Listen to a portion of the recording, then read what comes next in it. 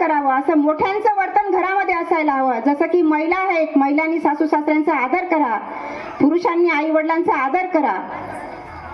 नक्कीच आज तुम्ही जे करणार ते तुमच्या मुलांच्या भविष्यात, तुमच्या मुलांच्या कृतीत ते उतरणार आहे. त्यानंतर परमेश्वरावर श्रद्धा ठेवा.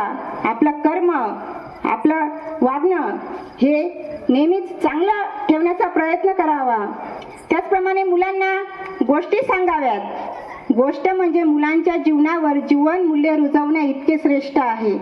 आणि सगळ्यात महत्त्वाचं म्हणजे आपल्या मुलांना हिंदू धर्म, हिंदू संस्कृती याचे महत्त्व, याची माहिती मुलांना द्या. जर मुलं असतील तर मुलांच्या कपाळी टिळा हा असला पाहिजे. स्त्री जातीचा मुलांनी आदर केलाच पाहिजे. गोमातेचं संरक्षण हे केलंच पाहिजे. मुलींनी कपाळी गंध लावावा, स्त्रियांनी कपाळी टिकली, गळ्यात मंगळसूत्र, पायात जोडवे, हातात बांगड्या ही खरी. आणि एक सगळ्यात महत्त्वाचं म्हणजे अंगावर कपडे असायला हवेत, जेणेकरून तुमच्याकडे बघितल्यानंतर तुमच्यातील ताई, तुमच्यातील आई ही निदर्शनास आली पाहिजे. ही खरी आपल्या हिंदू धर्माची ओळख आहे. आणि आता खरं तर 2-5 वर्षाचा जर आढावा घेतला, आज महात्मा ज्योतिबा फुले यांची जयंती. स्त्री शिक्षणाचा अधिकार नव्हता तिला, शिक्षणाचा अधिकार नव्हता तिला, चुलीसमोर समाजाने जुंपली होती.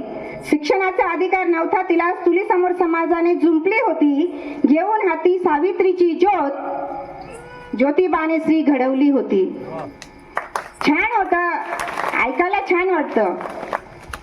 सावित्रीबाई फुलेंनी, ज्योतिबा फुलेंनी स्त्री शिक्षणाचा मार्ग मोकळा करून दिला. हो, चांगलंच आहे, आनंदाची गोष्ट आहे. प्रत्येक आई वडिलांना वाटतं की आज माझी मुलगी स्वतःच्या पायावर उभी राहावी, चांगल्या पगाराची नोकरी तिने करावी. हरकत नाही, प्रत्येक आई वडिलांचं स्वप्न असतं. पण हे शिक्षण देत असताना आपण संस्कार द्यायला तर विसरत नाही ना, याकडेही लक्ष द्यायला हवं.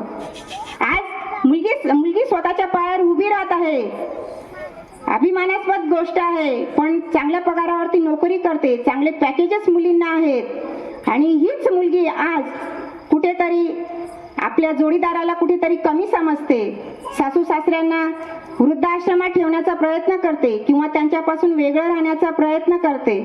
आताच काल परवा सोशल मीडियावर एक व्हिडिओ